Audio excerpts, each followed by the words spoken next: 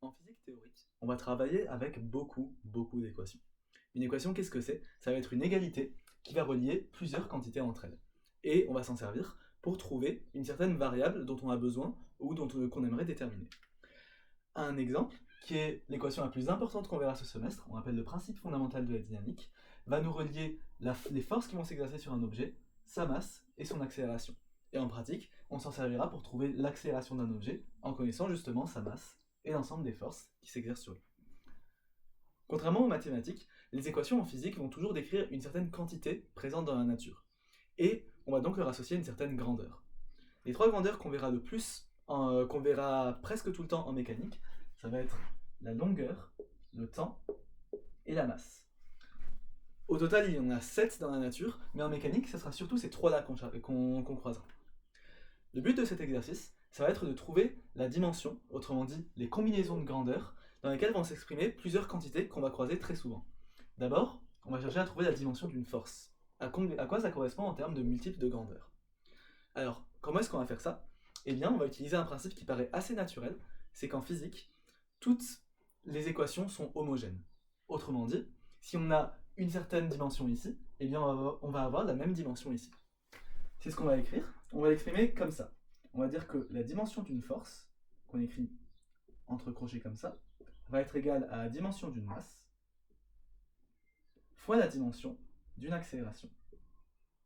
Une fois qu'on a ça, je vous rappelle qu'on cherche la dimension d'une force, on va juste utiliser les deux dimensions qu'on connaît déjà ici. Alors, on a la dimension d'une masse, ça va être le grand M qu'on a ici, et la dimension d'une accélération, là c'est un peu plus compliqué.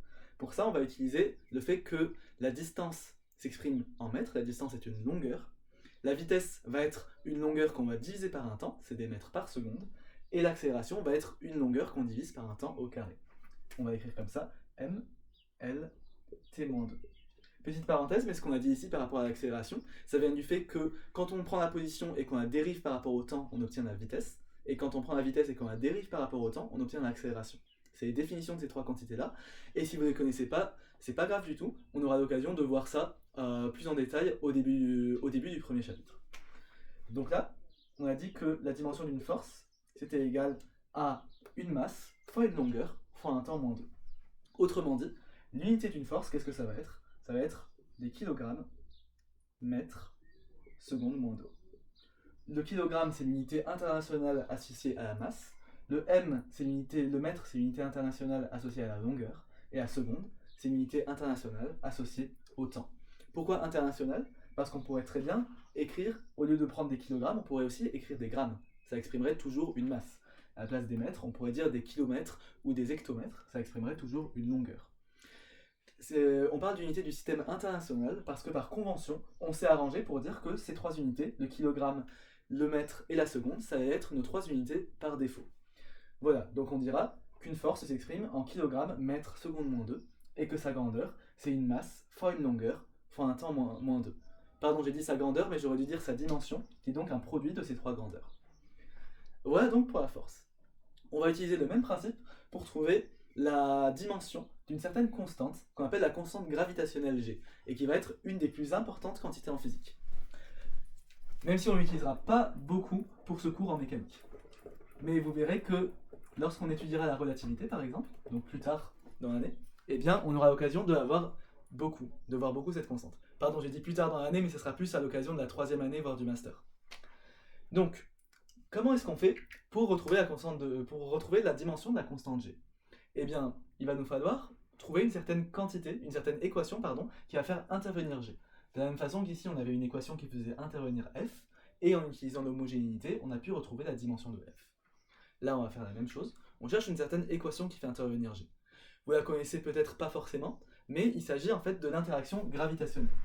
Si on a deux corps de masse respective M1 et M2, qui sont séparés par une distance D, eh bien on dira que M2 exerce sur M1 une certaine force qui sera dans la direction du vecteur U que j'ai décrit ici.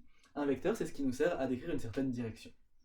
Et elle s'exprime de cette forme-là, cette force. On va dire que la force va être égale à la masse du premier corps, M1, fois la masse du premier corps, M2. Tout ça divisé par la distance entre les deux, ici, au carré. et ça ira dans une certaine direction, puisque comme on a un vecteur ici, on va aussi avoir un vecteur ici, et cette direction, ça va être la direction du vecteur U. Autrement dit, l'interaction gravitationnelle, c'est une force qui va s'exprimer dans cette direction-là. Et donc, qui va faire que M2 va attirer M1 vers lui dans la direction de cette force-là. Ok, nous, ce qui nous intéresse, et pardon, j'ai oublié quelque chose qui était très important, c'est que tout ça, ça va être multiplié par quoi? Ça va être multiplié par la constante gravitationnelle G. Voilà, ça c'est l'expression de notre force. Et donc, maintenant, on va pouvoir utiliser le principe d'homogénéité, qui nous dit que la dimension de ça, ça va être égal à la dimension de ça, pour retrouver la grandeur, pour retrouver la dimension de G. Autrement dit, on a que la dimension d'une force, ça va être égal à la dimension de M1 fois la dimension de M2 fois la dimension de U, tout ça divisé par la dimension de D au carré, et fois la dimension de G. Maintenant, il nous reste juste à remplacer les dimensions par les quantités qu'on connaît. On sait que la dimension d'une force, c'est ce qu'on a calculé juste avant, c'est une longueur fois un temps moins 2 fois une masse. Et donc, ça va être égal à la dimension de M1, c'est une masse, la dimension de M2, c'est aussi une masse. On peut écrire une masse au carré. La dimension de la distance, une distance, qu'est-ce que c'est? C'est une longueur, donc ça va être L. Et comme on a une distance au carré, ça va être L au carré. Voilà. Maintenant, la dimension de U. Ça, c'est un petit peu plus subtil. En fait, U est un vecteur qui va être dit unitaire. Il indique juste une certaine direction dans laquelle on va. Et donc, il ne va pas avoir de dimension à proprement parler. Par convention, on pourrait écrire fois 1, pour dire qu'il n'y a aucune dimension. Et tout ça, encore une fois, fois maintenant la dimension de G, qui est la quantité qu'on cherche. Ok, donc là, on a toutes les quantités qu'il nous faut pour trouver G, et on a juste à isoler ces grandeurs en les faisant, entre guillemets, passer de l'autre côté. Donc, c'est ce qu'on va faire tout de suite. Qu'est-ce que ça va nous donner? Eh bien, on va multiplier par L carré pour que cette partie-là disparaisse et qu'elle arrive ici. Et donc, ça va nous faire L au cube. Donc là, je vais réécrire mon équation. L au cube T-2, M est égal à M carré. Donc là, on a multiplié par L carré, c'est pour ça qu'ici on a du L au cube, donc cette quantité-là disparaît. Et tout ça fois 1 et fois la dimension de G. Ok, super. Et maintenant, on a juste à diviser par M carré pour isoler G complètement. Et ça nous fait L cube T-2. Et là, on fait M divisé par M carré, ça nous fait donc du M-1 est égal à la dimension de G. Voilà, donc on a trouvé que la dimension de G, c'était une longueur au cube fois un temps moins 2 fois une masse moins 1. Autrement dit, on dira que G s'exprime en mètres cubes par seconde moins 2 par kilogramme moins 1. On a donc trouvé la dimension de G, et ici on l'a exprimé en termes d'unité internationale. Voilà donc pour la constante gravitationnelle. Et on peut maintenant appliquer exactement la même démarche pour la constante H, qu'on appelle la constante de Planck, et qui cette fois-ci va surtout se manifester en mécanique quantique.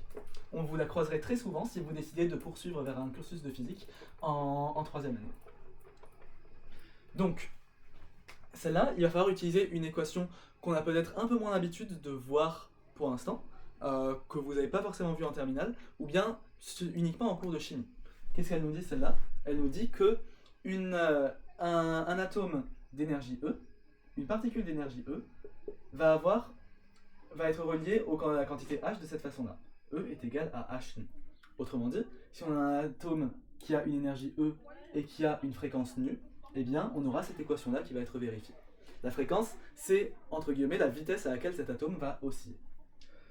Ok, donc on va utiliser le même principe qu'avant. On va relier les dimensions entre elles de cette façon-là. Et maintenant, il nous reste juste à les trouver. Donc, la dimension de E, ça c'est un petit peu plus... on la connaît pas vraiment, ou bien peut-être que vous la connaissez déjà. Donc, mais si vous la connaissez pas, c'est pas grave, il suffit juste de trouver une autre équation qu'on connaît avec l'énergie, pour retrouver la dimension de l'énergie. Moi personnellement, je connais pas la dimension de l'énergie, donc c'est ce que je vais faire. On va utiliser pour ça, donc il y a plein de choses qui vont être reliées à l'énergie, mais la plus célèbre qu'on va donner ici, ça va être la relation E est égal à mc2, mc carré, qui est la formule d'Einstein, l'équivalence masse-énergie. Donc, on va se servir de ça pour trouver la dimension de E, qu'on pourra mettre là-dedans. Donc on a que la dimension de E est égale à la dimension d'une masse fois la dimension d'une vitesse au carré, puisque c dans cette équation désigne la vitesse de la lumière. Et autrement dit, on aura que la dimension de E va être égale à grand M fois donc une vitesse. On sait qu'une vitesse c'est une longueur fois un temps moins 1. Et là comme on a une vitesse au carré, ça va être une longueur au carré fois un temps moins 1 au carré. Donc c'est ce que je vais écrire. LT moins 1, tout ça au carré.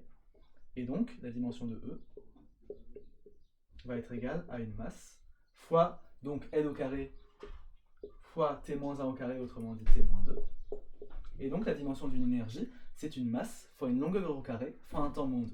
On va se servir de ça pour l'injecter dans cette équation.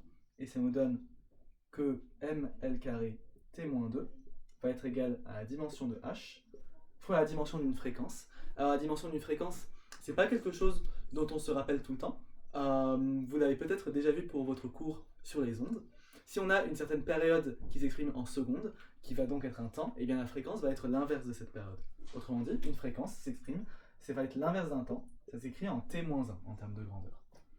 Voilà, donc maintenant il nous reste juste à isoler h, et pour ça on va multiplier par t. Si on fait fois t et fois t ici, et bien on va avoir le t-1 qui disparaît ici, et ça nous donne donc que la dimension de h, ça va être égal à m L carré T-1, puisqu'on fait T-2 fois T, ça nous donne du T-1. Et donc on a trouvé la dimension de la constante de Planck, et son unité, qu'est-ce que ça va être? Ça va être des kilogrammes, puisque c'est une masse, fois des mètres carrés, puisque c'est une longueur au carré, par des secondes moins 1. Voilà. Ce qu'on vient d'appliquer ici, pour nos trois exemples, c'est ce qu'on appelle de l'analyse dimensionnelle. En pratique, ça va nous être extrêmement utile, puisque, comme les équations doivent être homogènes, c'est ça qui va nous montrer si on s'est trompé ou pas.